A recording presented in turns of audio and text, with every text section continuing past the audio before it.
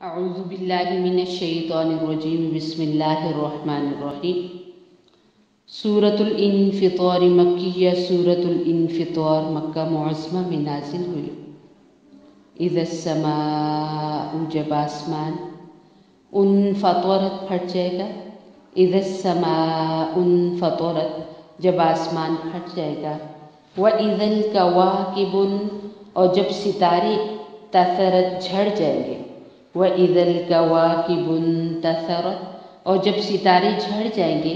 وَإِذَا الْبِحَارُ، اور جب دریا فُجِّرَت ابل پڑیں گے، یعنی سمندر کا جو پانی زمین پر زور کرے گا اور پھر اس طرح ہوگا کہ میٹھا اور کھارا پانی سارا اکٹھا ہو جائے گا۔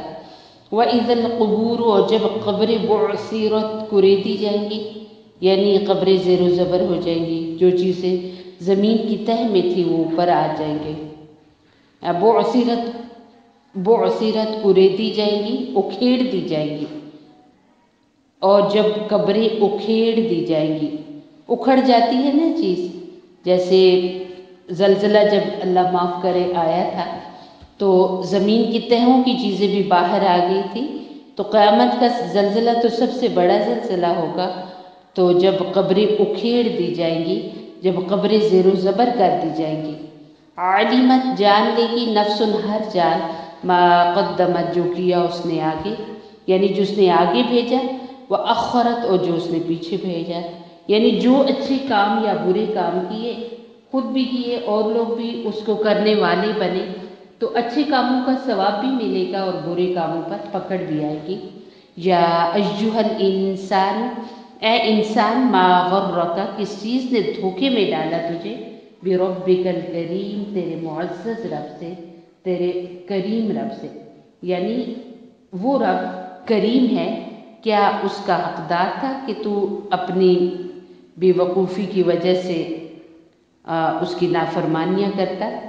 کیا بات ہے کہ تجھے اللہ سے کس چیز نے دھوکے میں ڈالا؟ الذی، وہ ذات، خلق، جس نے پیدا کیا کا تجھے، فسوا، پس ٹھیک ٹھیک بنایا کا تجھے، فعدل، پھر برابر کیا تجھے، یعنی اللہ تعالیٰ نے انسان کے جو اعضاء ہیں، جوڑ ہیں، وہ کتنے درست بنائے ہیں، کتنے معتدل بنائے ہیں، بہت بڑا بھی نہیں کہ گزرتے ہوئے دوسروں کو تکلیف ہو یا خود کو تکلیف ہو، اور اتنے چھوٹے بھی نہیں ہیں اعضاء جسم کہ بندہ ان سے کام ہی نہ لے سکے۔ فی ای صورت، جس صورت میں، ما شاء، جو چاہا اللہ تعالیٰ نے، رکبک، جوڑ دیا تجھے، یعنی جس طرح چاہا اللہ تعالیٰ نے تجھے جوڑ دیا ہے۔ تو یعنی اللہ تعالیٰ چاہتا تو کیا کچھ نہیں کر سکتا تھا، کوئی بھی روپ دے سکتا تھا، کوئی بھی رنگ شکل دے سکتا تھا، جسم سارا انسان کا، چہرہ گدھے کا لگا دیتا، نعوذ باللہ من ذالک۔ یہ اللہ ہے جس نے انعام اس قدر کیا کہ جس طرح چاہا بنا دیا۔ کلا، یقیناً، بلکہ تکذبون، تم جھٹلاتے ہو، بالدین، جزا کے دن کو، یعنی جو بہکنے کی وجہ ہے، جو دھوکہ کھانے کی وجہ ہے، وہ صرف کیا ہے کہ تم آخرت کو، تم حساب کتاب کو نہیں مانتے ہو۔ جب انسان آخرت کی زندگی سے غفلت برتتا ہے تو وہ پھر ہر برا کام کر سکتا ہے، کیونکہ یقین ہی نہیں کہ حساب دینا ہے رب کریم کو۔ وَإِنَّ، اور بے شک، عَلَيْكُمْ، تم پر، لَحَافِظِينَ، البتہ نگہبان مقرر ہے۔ کون سے نگہبان؟ کرامن، عزت والے، کاتبین، لکھنے والے۔ ہر انسان کے ساتھ اس کے کندھوں کے قریب دو فرشتے ہیں۔ جب انسان بالغ ہوتا ہے، بچیاں جب ان کو پیریڈ آتے ہیں، بچے جب ان کو احتلام ہوتا ہے، اور بعض علماء یہ بھی کہتے ہیں لڑکوں کے جب مونچھیں آنا شروع ہو جائے اور ان کی آواز بھاری ہو جائے تو سمجھ لے وہ بالغ ہو گئے ہیں۔ تو ہر انسان جب بالغ ہوتا ہے تو دو فرشتے ان کی ڈیوٹی شروع ہو جاتی ہے، اور ان کا نام کرامن کاتبین ہے۔ یہ دائیں بائیں کندھوں کے ساتھ ہوتے ہیں، اور یہ بندوں کے اچھے اور برے عمل لکھتے ہیں۔ دائیں والا اچھے اور بائیں والا برے عمل لکھتا ہے، اور یہ انسان کے ساتھ کائنات میں سب سے زیادہ وقت لگانے والی مخلوقات میں سے ہیں، یعنی ایک انسان کے ساتھ سب سے زیادہ اگر کوئی ساتھ ساتھ رہتا ہے تو وہ کرامن کاتبین رہتے ہیں، اور انسان جو بھی کر رہا ہے، جو بھی بول رہا ہے، وہ لکھتے ہیں۔ یعلمون وہ جانتے ہیں ما تفعلون جو تم کرتے ہو، یعنی انسان اچھے عمل کرے، برے عمل کرے، خیانت کرے یا امانت سے رہے تو سب وہ جانتے ہیں۔ ان الابرار بے شک نیک لوگ لفی نعیم البتہ نعمتوں میں ہوں گے۔ جنت کی بہت سارے حصے ہیں، تو ان میں سے ایک جنات النعیم ہے، ایک حصہ ہے جس کا نام جنات النعیم ہے، اور اس میں اللہ تعالیٰ ابرار کو بھیجے گا، نیک لوگوں کو۔ وَإِنَّ الْفُجَّارَ اور بے شک گناہ گار لوگ لفی جحیم البتہ جہنم میں ہوں گے۔ جو لوگ گناہ کرنے والے ہیں ان کے بارے میں آتا ہے کہ جہنم کے بھی بہت سارے حصے ہیں، تو ان میں سے ایک حصہ جس کا نام جحیم ہے، اور اس میں گناہ گار لوگ جائیں گے، یصلون وہ داخل ہوں گے یا وہ ڈالے جائیں گے۔ ہاں جحیم میں یوم الدین قیامت کے دن، یوم الدین قیامت کے دن جب انسان فوت ہوتا ہے تو وہ ایک جگہ پر سٹے کرتا ہے، رکتا ہے، وہ بس ویٹنگ روم ہے، وہاں پر وہ انتظار کر رہا ہے۔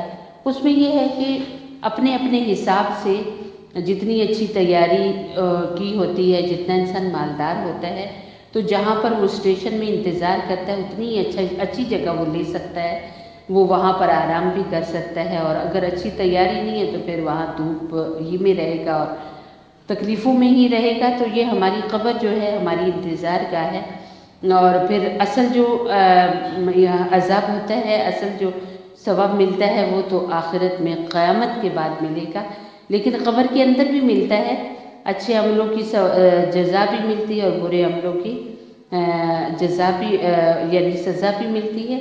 یصلون وہ داخل ہوں گے جحیم میں یوم الدین قیامت کے دن۔ وما اور نہیں ہوں وہ عنہا اس سے بغائبین چھپ سکیں گے، یعنی بھاگ کر کہیں الگ ہو جائے، اتنے سارے لوگ ہیں، اتنا بڑی جگہ ہے تو کہیں خود کو چھپا لے اور نظر ہی نہ آئے، ایسا نہیں ہوگا۔ وما ادراک اور کس نے بتایا آپ کو ما یوم الدین کیا ہے، قیامت کا دن، انصاف کا دن۔ ثم پھر ما ادراک کس نے بتایا آپ علیہ السلام کو ما یوم الدین کیا ہے، قیامت کا دن، یعنی آپ کو کچھ خبر ہے؟ یوم جس دن لا تملک نہیں اختیار رکھے گی نفس کوئی جان لے نفس کسی دوسرے کے لیے شیئن ذرا بھی، والامر و تمام اختیارات یوم اس دن للہ اللہ تعالیٰ کے لیے ہیں۔ یعنی قیامت کا دن اتنا ہولناک دن ہوگا، اتنا سخت دن ہوگا، کوئی کسی کے کام نہیں آئے گا۔ اولاد ماں باپ کے کام نہیں آئے گی، ماں باپ اولاد کے کام نہیں آئیں گے، کوئی بڑا چھوٹوں کے کام نہیں آئے گا، کوئی چھوٹے بڑوں کے کام نہیں آئیں گے، یہاں تک کہ اللہ کے پاک پیغمبر خاتم النبیین صلی اللہ علیہ وسلم کے بارے میں آتا ہے کہ آپ کو بھی قیامت کے دن اجازت دی جائے گی جن کے لیے شفاعت کی، آپ انہی کی سفارش کر پائیں گے، اپنی مرضی سے کسی کی آپ السلام پہ سفارش نہیں کر سکیں گے۔ تو وہ ایسا دن ہے کہ اختیار سارے اس دن اللہ کے ہاتھ میں ہوں گے اور کسی انسان کے ہاتھ میں کوئی اختیار نہیں ہوگا۔ علماء یہ کہتے ہیں کہ اگر کسی نے قیامت کے مناظر کو دیکھنا ہو تو وہ سورہ تکویر اور سورہ انفطار کو پڑھے تو اسے قیامت اپنی زندگی میں محسوس ہو جائے گی، قیامت کس چیز کا نام ہے، قیامت کیسی ہے۔ سیدہ فاطمہ الزہرا رضی اللہ تعالیٰ عنہ کے بارے میں آتا ہے کہ وہ سورہ انفطار اور سورہ شمس کو کثرت سے پڑھا کرتی تھی، اسی لیے حضرت فاطمہ بہت راتوں کو رونے والی خاتون تھی، وہ اس کو بہت کثرت سے پڑھتی تھی۔ اس لیے آخرت کی زندگی ایک ایسی زندگی ہے جس کو انسان یاد کرتا ہے تو اس سے دنیا سے تھوڑی سی بے رغبتی ہوتی ہے، آخرت کی تیاری کا شوق پیدا ہوتا ہے۔ تو اس کا ایک خوبصورت نسخہ یہ ہے کہ ان صورتوں کا مطالعہ ترجمے کے ساتھ کیا جائے اور ان کو زبانی یاد کر کے نمازوں میں پڑھا جائے تاکہ قیامت کے مناظر، موت کے بعد کی زندگی آنکھوں کے سامنے رہے، تاکہ انسان اچھے سے اس کی تیاری کر سکے، آخرت کی طرف دھیان ہو۔ جانا تو ہے، نہ جانے کس وقت اللہ رب العزت کی طرف سے بلاوا آ جائے۔ اللہ تعالیٰ سب کو تیاری کی توفیق عطا فرمائے۔ اللہم اغفر لی امتی محمد صلی اللہ علیہ وسلم، اللہم اصلح لی امتی محمد صلی اللہ علیہ وسلم، اللہم ارحم لی امتی محمد صلی اللہ علیہ وسلم۔ سبحان ربک رب العزت عما یصفون وسلام علی المرسلین والحمد للہ۔